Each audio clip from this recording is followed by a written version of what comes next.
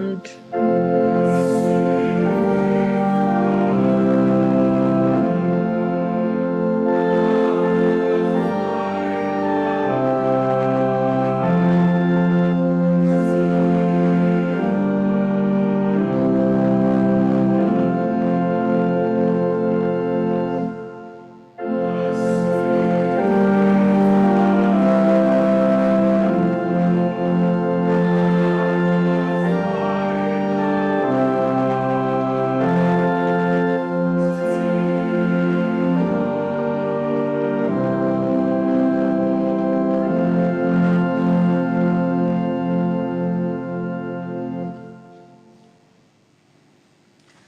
Bore da i chi gyd, a diolch am gyfle i ddod i rannu yn eich addoliad chi unwaith eto yn y Crwys. Da ni am ddechrau gyda yn emyn gyntaf yn cael ei ddarllen gan Manon. Os da i di mlaen.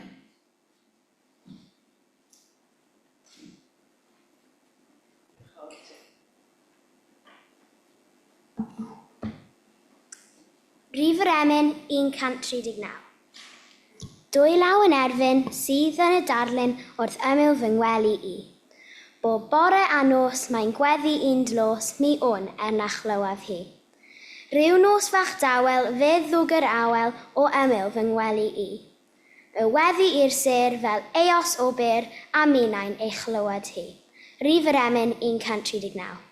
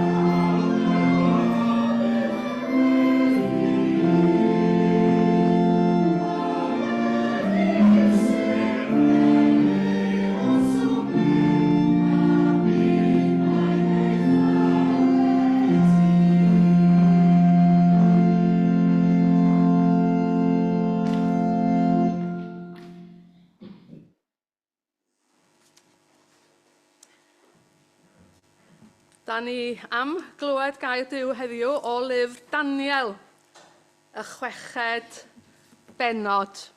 A dwi'n meddwl, dyma ni, o'n i'n meddwl bod o'n dod i fyny ar y sgrin. Dyma beth sy'n mynd ymlaen cyn i Daniel cael ei bygwth a cael ei anfon i ffair llewod. Da ni gyd yn cofio dysgu yn ysgol Sul am Daniel yng nghanol y llewod a Duw yn cau'r safn fel bod y llewod ddim yn ymosod ar Daniel. Wel, dyma ddechrau'r bennod sy'n arwain at hynny. Dyma Dareios yn penderfynu rhannu'r deyrnas, Dareios ydy'r brenin. Rhannu'r deyrnas gyfan yn 120 o daleithiau a phenodi pennaeth ar bob un. Byddai penaethiad y taleithiau yma yn atebol i 3 comisiynydd ac oedd Daniel yn un o'r rheini. Oedd o'n bwysig yn y wlad. Y 3 comisiynydd oedd yn gofalu am bethau ar ran y brenin. Yn fuan iawn daeth hi'n amlwg fod Daniel yn llawer mwy galluog na'r comisiynwyr eraill a pheneithiad y taleithiau i gyd. Roedd ganddo allu cwbl anarferol. Yn wir, roedd y brenin yn bwriadu rhoi'r deyrnas i gyd dan ei ofal. O ganlyniad i hynny, roedd y comisiynwyr eraill a pheneithiad y taleithiau eisiau ffeindio bai ar y ffordd roedd Daniel yn delio gyda gweinyddiaeth y deyrnas, ond roedden nhw'n methu dod o hyd i unrhyw sgandal na llygredd. Wel, dyna chi wahanol i heddiw, ynde? Pob peth yn lan, pob peth mewn trefn, pob peth yn ôl y ddeddf a gyfraith ac yn y blaen. Roedd Daniel yn gwbl ddibynadwy. Doedd dim tystiolaeth o unrhyw esgeilistod na thwyll. Does gynno ni ddim gobaith dod y cyhyddiad yn erbyn Daniel yma, ond i bai ein bod yn dod o hyd i rywbeth sy'n gysylltiedig â chyfraith ei ddiw, medden nhw. Felly, dyma'r comisiynwyr a pheneithiad y taleithiau yn cynllwynio gyda'i gilydd ac yn mynd at y brenin a dweud wrtho, Frenin Dareiws, bydd fyw am byth. Mae'r comisiynwyr y deyrnas, yr uchel swyddogion, pheneithiad y taleithiau a chynghorwyr y brenin a'r llywodraethwyr yn meddwl y byddai'n syniad da i'r brenin wneud cyfraith newydd yn gorchymyn fel hyn. Am 30 diwrnod mae pawb i weddio arnoch chi eich mawrhydi. Os ydy rhywun yn gweddio ar unrhyw ddiw neu ar unrhyw berson arall, bydd yn cael ei daflu i ffair llewod. Felly eich mawrhydi, cyhoeddwch y gwaharddiad ac arwyddo'r ddogfen fel ei bod yn gwbl amhosib i'w newid. Bydd yn rhan o gyfraith Media a Persia sy'n aros a byth i gael ei newid. A da ni wrth gwrs yn defnyddio'r ymadrodd yna hefyd ydy deddf Media a Persiaid, unrhyw beth sydd yn digyfnewid. A da ni'n deud yn aml iawn, dydy hyn ddim yn, neu rhywbeth yn y capel, dydy o ddim yn ddeddf Media a Persiaid. Da ni yn gallu gwneud pethau'n wahanol, ond yn fama, na, beth i gael ei newid. Felly dyma Brenin Dareiws yn arwyddo'r gwaharddiad. A ar hyn fyddwn ni'n hoelio'n sylw bore yma. Pan glywodd Daniel fod y gyfraith yma wedi harwyddo, aeth adre a mynd ar ei luniau i weddio fel roedd wedi ei wneud bob amser. Roedd ganddo fo stafell i fyny'r grisiau a'i ffenestri'n agor i gyfeiriad Jerusalem. Dyna lle roedd yn mynd 2 gwaith y dydd, bob dydd, i weddio a Dduw a diolch iddo. Felly, mae Duw am yn harwain ni i'r cyfeiriad yma y bore yma. Diolch iddo fo bod y hanes yma wedi ei gofnodi i ni ddysgu oddi wrtho fo heddiw. Diolch i chi am ddod bore yma. A dwi'n disgwyl gweld pan seis yna, ond dwi'n gallu gweld, so ni'n sefyll wrth eich ochr chi, dwi'n meddwl wrth chi bron os na yn mwy na fi beth bynnag, ond falch eich gweld chi. Gynnau gwestiwn i chi, mae Ifan a fi wastad yn cadw un peth yn y car. Okay? Bob dydd, lle bynnag da ni'n mynd, da ni'n cadw un peth yn y car. Allwch chi ddyfalu beth? Unrhyw syniad? Unrhyw awgrym? Un peth sy'n wastad yn mynd hefo ni yn y car. Arian parcio. Arian am parcio. Arian am parcio, mae hynny'n syniad da iawn. Syniad da iawn. Nes bod chi'n dod at teclyn parcio a diolch ond yn cymryd cerdyn, ond hynny'n broblem wedyn dydy. Ia? Na, ddim dyna. Beth arall? Mae Hugh wedi holi plant mewn llefydd eraill ac maen nhw wedi dweud o losin, rhywbeth i signo tra da ni fynd ar y daith, ynde. Ond dwi'n trio cadw pwysau Ifan i lawr, so da ni'n cadw losin yn y folan. Mae yna bobl eraill wedi dweud o botel o ddŵr. Ie, botel o ddŵr, ia, mae'n syniad rhaid da, ond na. Mae beth dwi'n cadw? Da ni'n cadw wastad yn y car.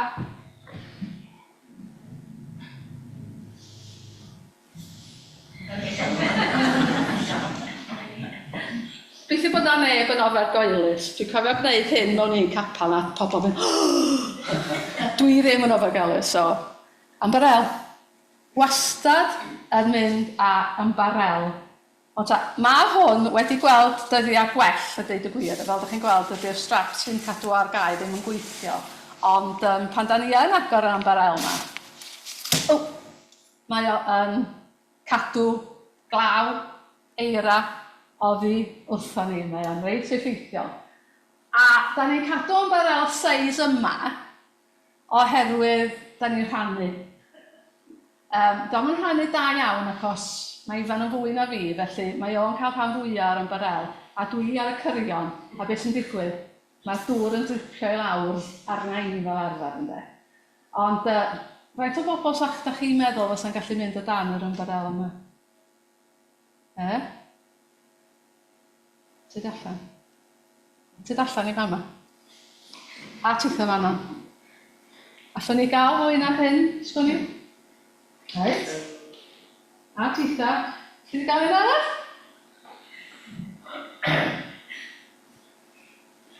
Dwi'n mynd i'n fforsio at ydyn yna. Os ei dio mlaen i, ond dwi'n meddwl ta hynny'n cadw'r dŵr yn weddol sy'n mynd o lawr. Reit, so mae 3-4 yna ni.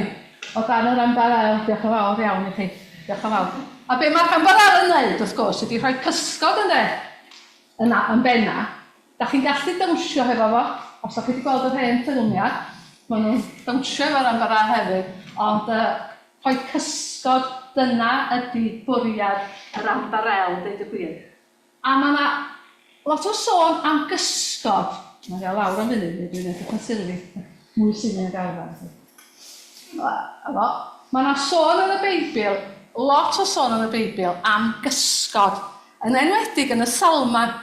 Yn cofio Brenin Dafydd nath ymladd yn erbyn Goliath, fo na sgwennu rhan fwyaf o'r Salma. Ac oedd o'n gwynebu lot o broblemau, ac oedd o'n dweud yn ei ganeuon o, wel, wyt ti Dduw yn gysgod i mi. Ti'n stopio pethau drwg yma rhag ddigwydd i mi. A mae o'n dweud, bydd Duw fel cysgod i mi pan dwi mewn perygl. A mae hefyd yn dweud, mae pobl yn saff dan gysgod da denydd.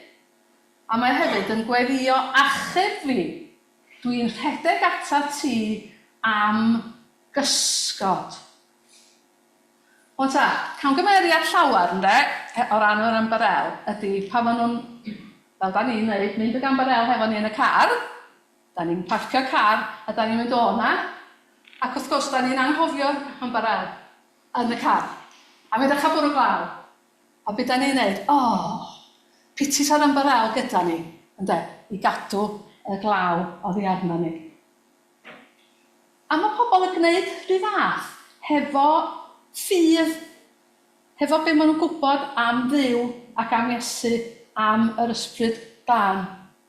Maen nhw'n gadael hynny. Weithiau maen nhw'n defnyddio fo, neu tynnu allan ar y sul, ynddo, da ni'n dod i capel i ddysgu neu i wrando. Ond weddill o wythnos, mae'r ffydd fel yr ymbarel yn y car. A be mae Duw eisiau ni wneud ydy mynd ar ymbarel ffydd gyda ni pob dydd o'n hoes ni. Peidio gadael o yn y car. A hefyd, wrth gwrs, beth sy'n holl bwysig ydy bod ni yn agor yr ymbarel. Meddylwch chi am y Beibl sy'n dysgu ni am Dduw. Yn pwynt i'r Beibl bod ar gael fel yr ymbarel yma. Dwi'n mynd i wneud un byd i ni wedi cael. Be sy'n bwysig ydy bod ni yn agor yn Beibla. A be mae Duw yn deitha ni, mae o yn gysgod i ni yn bywyd. Dwi'n gobeithio bod yr hyn, da chi'n mynd allan i'r ystod sydd o'n da? Bydd yr hyn fyddwch chi'n dysgu yn ystod sydd, byddwch chi yn cadw hwnna gyda chi bob amser, a nid jyst yn ystod sydd, nid jyst ar ddydd sydd. Diolch yn fawr, hyfryd i'ch gweld chi.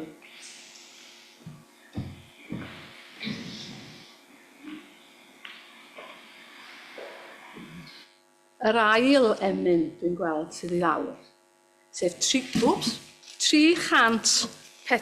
O, dwi wedi anghofio gofyn, oedd gennych chi un o'n chi adnodd? Na. Oce. Pan symudon ni gyntaf i Prestatyn, Sul cyntaf oedd na wasanaeth undebol yn y Capel Wesle.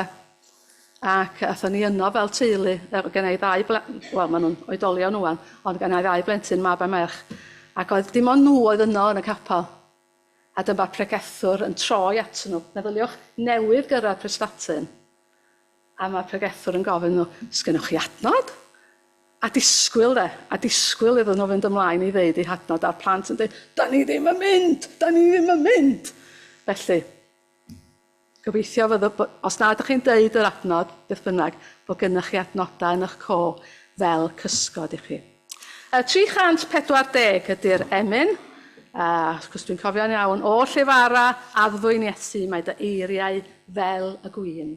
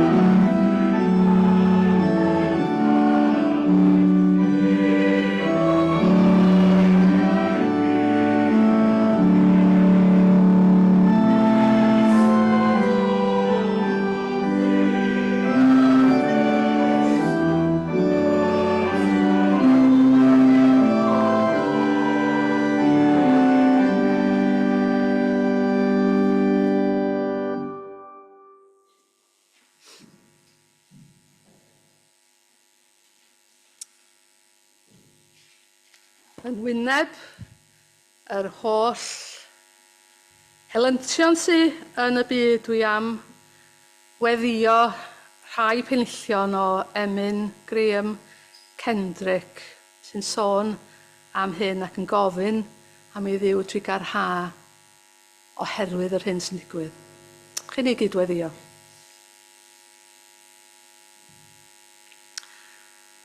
Pwy all blymio dyfnder gofid Duw ein tad o weld ei fyd? Gweld y plant sy'n byw heb gariad. gweld sarhau ei gread drud. A phob fflam ddiffoddwyd gennym yn dyfnhau y nos o hyd.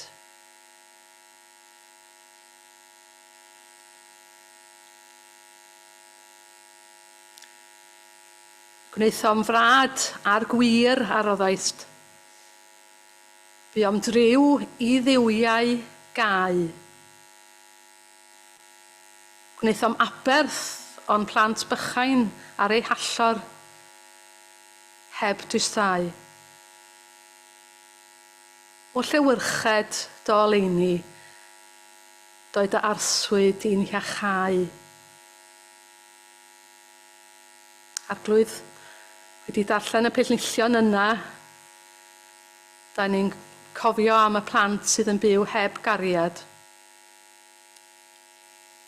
Ar hyd a lled y byd gan gynnwys yng Nghymru. Da ni'n gweld sarhau dy gread drud arglwydd. Yr holl weithredu sydd yn dinistrio yn difa y byd natur a sy'n arwain at broblemau nad oedden ni'n meddwl sa byth yn digwydd i'n byd ni.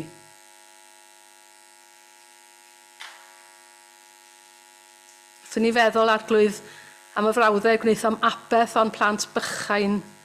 Da ni'n meddwl am y plant sy'n dioddau yn Gaza yn arbennig felly, ond mewn gwledydd eraill hefyd, yn Ukraine, yn Afghanistan, Somalia, Yemen.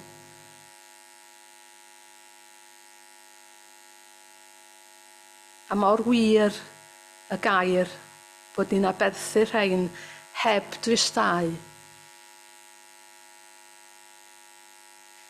Arglwydd, da ni'n mynd i edrych ar ddarn o'r ysgrythyr sydd yn sôn am arweinyddion sy'n meddwl amdan lles eu hunain yn hytrach na lles y deyrnas. A da ni'n gweddio dros yr arweinwyr hynny sydd yn gallu gweithredu o ddanfon bomia, pob math o arfau dinistyr. A hynny heb dristau o weld y dioddefaint sy'n canlyn.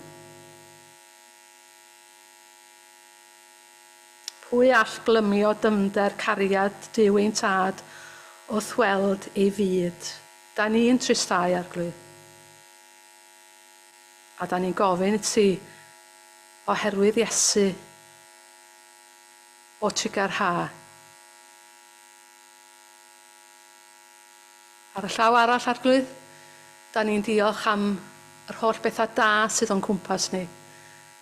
Y bwydo sy'n mynd i fod y sul nesaf.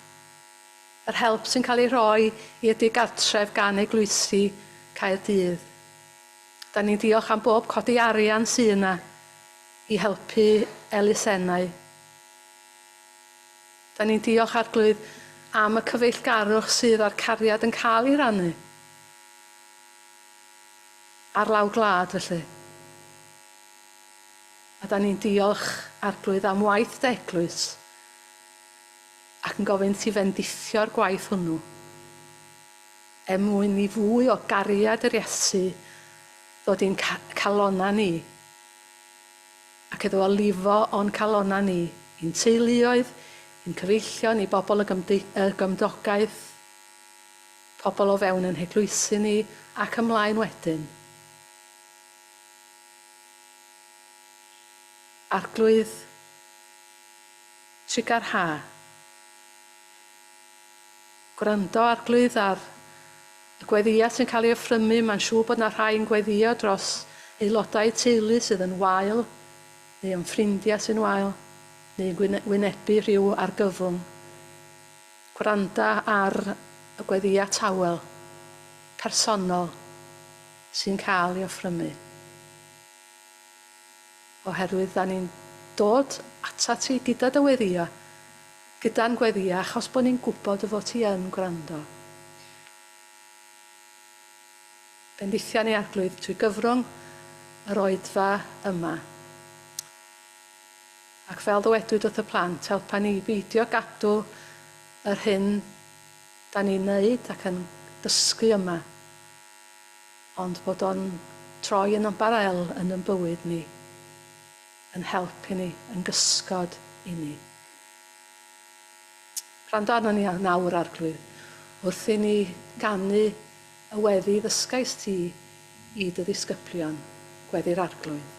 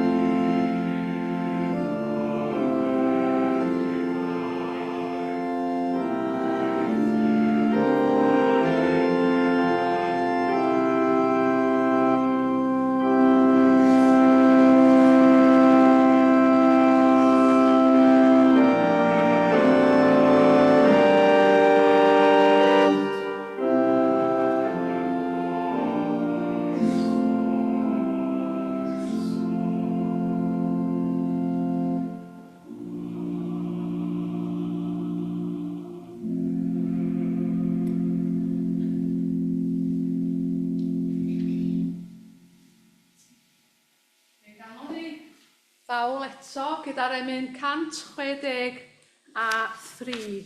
163. Cyduned Seion Lan mewn can bereiddiau blas o fawl am drigareddau'r Iôn i roddion ef a'i ras. Ymlaen, 163.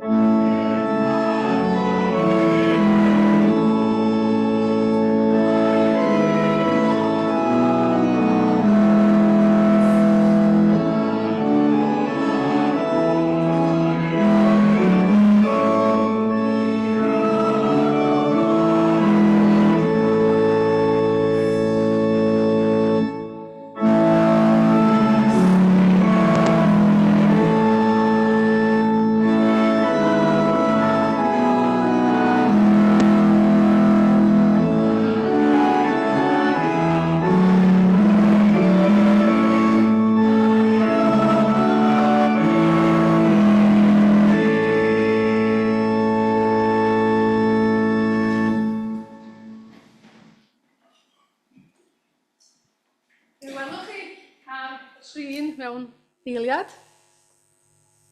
Ddyfyniad, na ni. Ddyfyniad gan Billy Graham, un o'i areithiau pwerus o. A mae di aros yn ynghoi, ac mae o'n arbennig o berthnasol wrth i ni feddwl am hanes Daniel. Courage is contagious. When a brave man takes a stand, the spines of others are stiffened. Mae dewrder yn heintus. Pan fod un dewr yn cymryd safiad, mae hynny'n cryfhau asgwrn cefn eraill. Mae fel arfer, pan mae yna rhywbeth heintus o gwmpas, ffliw, Covid, frech goch, frech yr iair, cadw draw wnawn ni fel arfer. Dyna'n hymateb naturiol ni. Rhag i ni ddal yr haint. Ond siawns nad ydyn ni i gyd angen dos go iawn o'r dewrder oedd yn nodweddu bywyd Daniel. Yn enwedig ei ddewrder yn y benod hon. Dewrder, fel ddedais i, arweiniodd at gosb y ffau llewod, ond hefyd achubiaeth y ffau llewod. Fe welwch chi o sgrin, na ni, erbyn y cyfnod yma, mae Daniel yn byw o dan deyrnasiad brenin rhif 3 yn hanes alltudiaeth yr Israeliad. Mae gyda ni Nebiwchodynosor yn gyntaf, nath ymosod wrth gwrs ar Jerusalem ac yn ymlaen. Wedyn ddaeth Belsasar, ac erbyn hyn, Dareiws y Mediad ydy'r brenin. Ac wrth i'r brenin newydd ddod i rym, beth sy'n digwydd? Mae yna reshuffle. Da ni wedi gweld cymaint o reshuffles yma dros y blynyddoedd diwethaf yma'n do. Arweinydd newydd newid yn swyddogion. A be mae Dareius yn wneud? Mae'n penodi 120 o lywodraethwyr ac yn ei gwneud nhw'n atebol i 3 rhaglaw. Ac fod Daniel, mae'n debyg, dyma maen nhw'n dweud i, i fod erbyn hyn yn ei 80au mae'n debyg, mae o'n cael ei benodi i warchod buddiannau'r brenin. Oedd na anonestrwydd ymhlith y llywodraethwyr a'r rhaglawiad eraill. Beth oedden nhw drio gwneud yw geiniog neu ddwy ar y slai. Pwy wyr? Os felly, os oedden nhw'n gwneud hyn, cymryd cil dwrn ac yn y blaen, y peth ola roedden nhw isio oedd gweld Daniel yn cael ei ddyrchafu i fod yn gyfrifol dros y deyrnas. Achos be mae'r ysgrythur yn dweud wrthyn ni, roedd o'n rhagori ar y rhaglawiaid eraill, roedd o'n onest, yn ddidwyll, heb amryfusedd na bai ynddo. Bydda na ddim manteisio ar ei safle gyda Daniel wrth y lliw. Felly, be wna'r dynion yma yn ei wneud? Maen nhw'n cynllwynio i berswadio'r brenin nad Daniel oedd y golden boy. A chwarae, y ddull o wneud hyn oedd chwarae ar falchder y brenin. Pwysleisio pa mor fawr a phwysig oedd o i fod o fel Duw. A na ddylai neb yn y deyrnas ofyn am unrhyw beth gan neb arall ond y brenin am gyfnod o fus. Byddai'n anghyfreithlon ac yn haeddu cosb o farwolaeth. A be nathon nhw wedyn, wrth gwrs, achos bod nhw'n gwybod am fywyd Daniel fel Iddew, maen nhw'n tynnu sylw at ei arfer o fel Iddew o droi at Jehova mewn gweddi 2 gwaith y dydd. Maen nhw wedi weld o wrthi. Mor gwir geiriau Salm 59. Gwared fi oddi wrth fel ngelynion o Dduw. Oherwydd wele, gosodant gynllwyn am fy einioes, heb fod trosedd na phechod yno fi arbrydd. Rhedant i baratoi i'm herbyn. A dyna'n union mae rhain wedi gwneud yn fan hyn. Wele, gosodant gynllwyn am fy einioes. Rhedant i baratoi i'm herbyn. A dyna mae rhain yn ei wneud. O'n i mlaen y sleid nesaf, pan glywodd Daniel fod ddogfen y ddeddf wedi ei harwyddo, mae'n gwybod nad oes modd apelio, sam diben iddo fo. Mae o wedi osod ar law, ar sgôl, set in stone, fysa'r Sais yn ei ddweud, mae'n siŵr de. Mi o gen fo ddewis wedyn. Fe allai fod wedi gweddïo'n gau yn gydd yn ei gartre am y mis. Hynny di, fysa fo dal yn gweddïo, fysa dal yn gadw at ei arfer fel iddew, ond hynny heb dynnu sylw at ei hun. Ond na, cadwodd at ei arfer o weddïo yn gwbl weladwy i bawb. Aeth Daniel i'w dŷ, yr oedd ffenestr, roedd ganddo stafell i fyny'r grisia a'i ffenestrin agored i gyfeiriad Jerusalem. Dyna lle roedd yn mynd 2 gwaith bob dydd i weddïo ar Dduw a diolch iddo. Awn ni mlaen. Pam gweddïo o flaen ffenestr agored a hynny gyfeiriad Jerusalem? Wel, mae rhaid ni droi i llyfr cyntaf Brenhinoedd am ateb penod 8. Yno, mae Solomon, a chi'n gweld y llun bach dwi wedi rhoi fewn yn y sleid, mae Solomon yn cysegru'r deml roedd ei dad Dafydd wedi dyhau am ei weld yn Jerusalem. Mae o'n mynd i fewn i'r adeilad wych yma sydd wedi cael ei adeiladu. Mae o'n gweddïo o flaen yr allor ac yn eiriol ar ei ddiw wrando ar weddïau pobl Israel. A mae o'n dweud, gwrando hefyd y was ath bobl Israel pan fyddant yn gweddïo tua'r lle hwn. Hynny di, fydd pobl yn troi tuag at y deml, neu fydd pobl i fewn yn y deml yn gweddïo ar Dduw. Ond mae Solomon yn gweld hefyd fod na gyfnod anodd yn mynd i ddod i bobl Dduw. Cyfnod y geithglyd.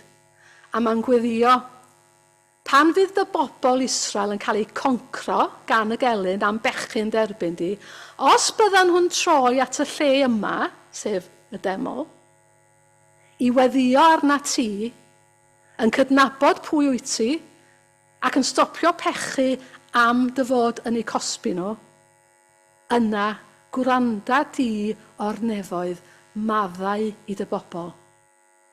Hawlio gweddi Solomon mae Daniel yn fan hyn, yn y geithglyd, a gweithredu arni i droi i gyfeirio Jerusalem, i weddïo, a does dim yn mynd i rwystro o rhag gwneud hynny, dim dedd gwlad na chosb y ffai llewod. A da ni'n gweld hyn ar hyd y cenedlaethau dydan. Da ni'n gweld hyn gyda'r apostolion yn y Testament Newydd. Maen nhw'n cael rhybydd yn dydyn, os da chi'n cofio, gan swyddogion y deml, i beidio dysgu am Iesu. Ond be maen nhw'n dweud? Rhaid ufuddhau i Dduw yn hytrach nag i ddynion. A dyna yn union mae Daniel yn ei wneud yn fy hyn. Dwi'n ufuddhau i Dduw yn hytrach nag i chi a deddf y brenin. A dyma'r agwedd welwn ni ar hyd a lled y byd heddiw, mewn gwledydd lle mae dilyn Crist yn anghyfreithlon. Dwi wedi dod â llyfr Open Doors, os da chi wedi cael copi o hwn, Open Doors, yr elusen sydd yn gweithio i helpu pobl mewn gwledydd lle mae bod yn Gristion yn anghyfreithlon, lle maen nhw'n cael eu herlyd. Maen nhw wedi rhestru, mae elusen Open Doors wedi rhestru'r gwledydd lle mae pethau ar ei weitha. A mae'n siŵr bod chi'n gwybod bellach mae y gweitha o'r gwledydd o ran erledigaeth ydy Gogledd Corea. Wedyn Somalia, a jyst rhoi rhestru rhai o'n nhw. Wedyn yr Yemen, wedyn Eritrea, Libya, Nigeria.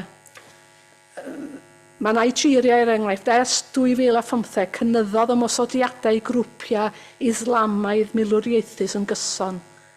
A methodd y Llywodraeth atal y cynnydd, mae hyn yn cael effaith ar bawb, yn enwedig Cristnogion.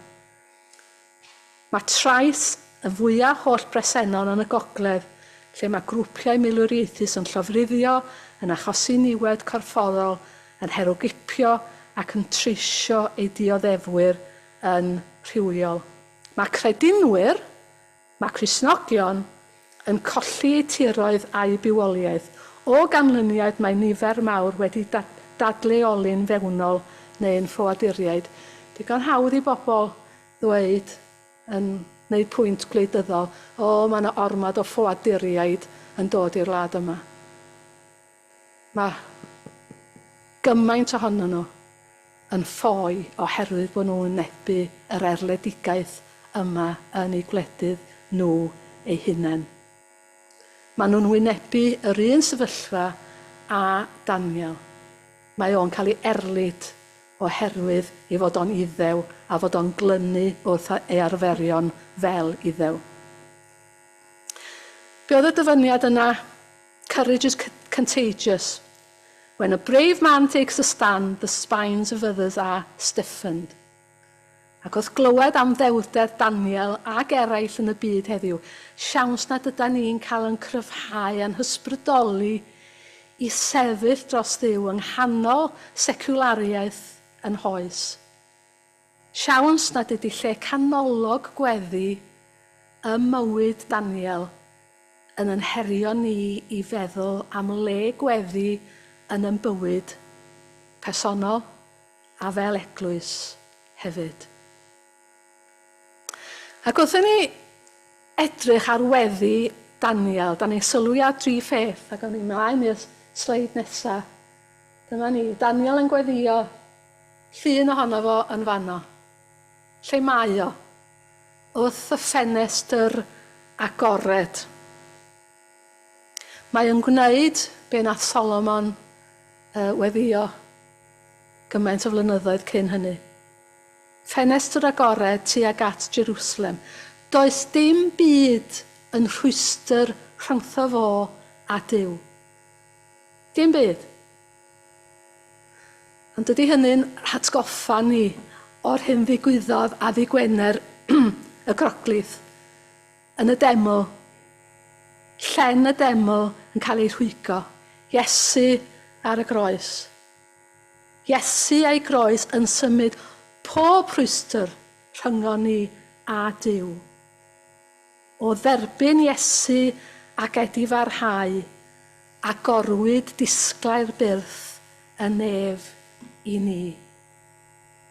Mae'r proffwyd Meica yn holi'n de, a pha beth y dof o flaen yr arglwydd.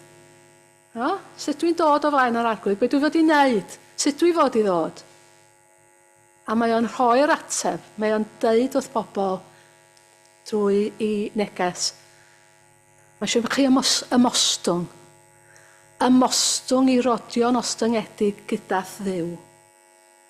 A'r ffordd hawsa o rodio'n ostyngedig gyda Duw ydy trwy weddio gan wybod fod ffenest agored rhyngo ni ag o.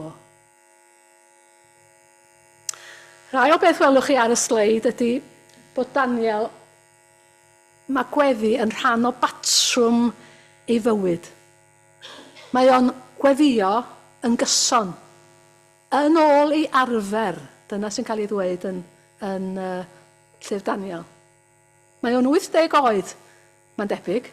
Felly 80 mlynedd, 3 gwaith y dydd, mae hwn wedi bod yn mynd i'w stafell. Agor y ffenest, neu llen, beth bynnag o gennym nhw dyddiau hynny yn eu tai nhw, a chyfeirio ei weddi tuag at Jerusalem a'r deml yno. Cysondeb, ffyddlondeb i weddi. Ers pan dwi yn fawr o beth, dwi'n Dwi wedi bod yn clywed pobl yn dweud cyfeirio nôl at yr hen ddyddiau pan oedd yna gyfarfodydd gweddi cyson. A pobl oedd yn codi i weddio ar ddawn, neu'r ysbrydoliaeth falle di'r gair orau, i gyflwyno gweddi oedd yn cyffwrdd a chalon y gweddi lle bobl oedd yn y cyfarfod. A maen nhw wedi bod yn dweud, pitsi bod hyn wedi dod i ben. Hiraeth sentimental ydy hynny. Achos waethon ni wynebu'r gwir ddim. Pam fod hyn wedi dod i ben? Pam fod y cyfarfodydd bendithiol hyn wedi peidio? Yn syml achos bod ni wedi peidio cynnal cyfarfodydd gyda'n gilydd i weddio yn rheolaidd. A does dim byd mewn gwirionedd i rwystro ni. Waith faint sydd yn y cyfarfod, boed yn un neu ddau neu'n ddwsin. Sa'n byd i rwystro ni ailgydio yn yr arfer yma. A bod fel Daniel yn gweddio yn gyson. A un peth da ddaeth o gyfnod Covid oedd Zoom. A mae yna gyfarfodydd gweddi wedi cael eu cychwyn adeg Covid a maen nhw'n parhau. Dim awth fydda i'n gweddio gyda phobl ar hyd a lled Cymru, gweddio dros ysgolion yn gwlad ni. Da ni'n cyfarfod bob rhyw chwarter felly. A chyma, mae pobl yn y gogledd, maen nhw'n Dwyrain, maen nhw lawr yng Nghaerdydd, maen nhw'n Sir Benfro ac yn y blaen. Ond dros Zoom, da ni'n dod at yn gilydd yn rheolaidd i weddio dros ysgolion, y disgyblion, yr athrawon. Di Duw yn siarad efo ni yn hyn? A trydydd beth, sylwch fod Daniel yn penlinio wrth weddio. Nawr mae gan y Iddew, mae'n debyg, ddewis. Mae o'n gallu mynd ar ei ben y gliniau i weddio. Mae o'n gallu gorwedd ar lawr yn fflat felly. Neu mae'n gallu sefyll a chodi i ddwylo tu ar nef. Ond mae Daniel yn penlinio, a mae hynny'n dangos rhywbeth am ei agwedd o at weddi, a chynnwys i weddi. Penlinio yn arwydd bod y person yn ymostwng ac yn erfyn, yn eiriol. Mor aml da ni'n dweud sy'n ni'n gwneud rhywbeth am gael tocyn neu'r cyffeinal neu beth bynnag, a cael mynd i dde Affrica i weld Cymru chwarae rygbi. Ia, da ni'n dweud, os ni'n gwneud rhywbeth i wneud hynny.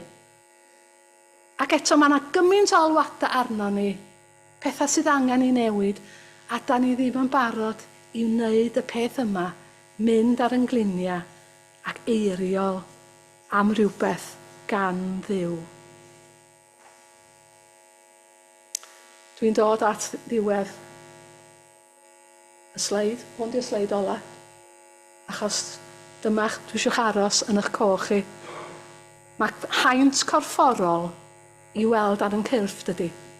Da ni'n gwybod os oes rhywun yn dioddau o frech eir ac yn y blaen. Dwi'n cofio ystalwm, os oedd plentyn yn cael frech eir, oedden ni'n cael yn annog i fynd atyn nhw, mwyn dal frech eir cyn i ni fynd yn hun felly, a chael dos llawer gwaith. O gadewch i ni gael yn heintio gan yr hyn roedd Daniel yn ei wneud, i ddewrder. Ymwybyddiaeth o'r ffenestr agored rhyngo ni a Duw trwy groes Iesu. Gawch ni gael yn heintio a throi yn fwy cyson mewn gweddi a chwilio am gyfle i weddio gyda'n gilydd. A gadwch ni ddangos mwy o barodrwydd i blygu ger bron Duw. Nid yn gorfforol o anghenraid, mae'r cymala yn rhoi problem weithiau dydy wrth benlinio. Ond yn yn meddwl ni bod ni'n penlinio mwyn eiriol arno gan ddilyn esiampl Daniel a'i fywyd o weddi. Diolch fod Duw wedi cynnwys yr hanesyn yma yn yr ysgrythyr mwyn i ni heddiw yn 2024 ddysgu oddi wrth esiampl Daniel. A chlod iddo byth. Amen.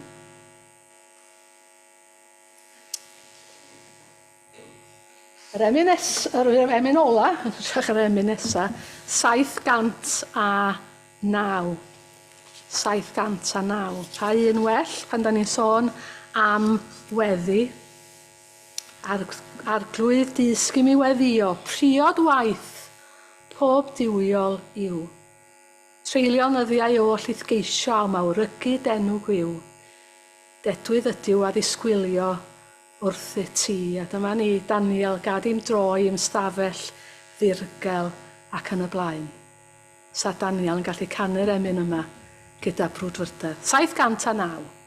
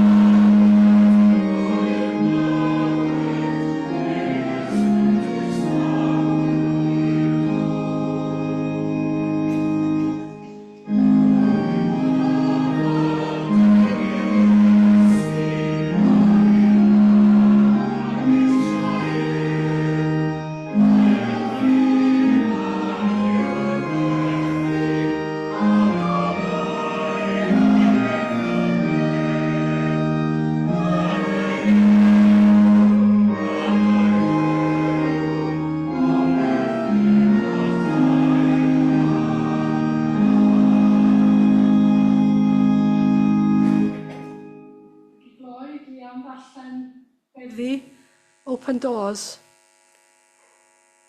Gweddiwn dos y rhai hynny sy'n y carchar oherwydd ei ffydd. Y rhai a gyhuddwyd ar gam a'i rhoi yn y ddalfa yn anghyfreithlon. Y rhai gafodd ei rhwydo, y dwedwyd celwyddau amdanynt. Y taflwyd bai arnynt ac anfonwyd i wersylloedd llafur neu garchardau gwleidyddol. Y rhai sy'n dioddef oherwydd baw, mochyndra, gwres, llethol, oerfel fferllyd. Rhoeddynt y dewrder i wynebu y curo a mynedd i oddef y celwyddau, a gobaith i weld y tu hwnt i barau ar weiren bigog. Trawsnewidia ei cawellu yn eglwysu, ei celloedd yn lleoedd o addoliad a thystiolaeth, fel y byddant yn yr un modd a thfab gafodd ei gyhuddo a'i arestio ac i ddioddau. Par iddyn nhw ymgodi yn orfoleddus ac esgyn i fywyd newydd. Gras i'n harglwydd Iesu Grist a chariad Duw a chymdeithas yr ysbryd glân a fyddo gyda ni oll o'r awr hon hyd byth. Amen.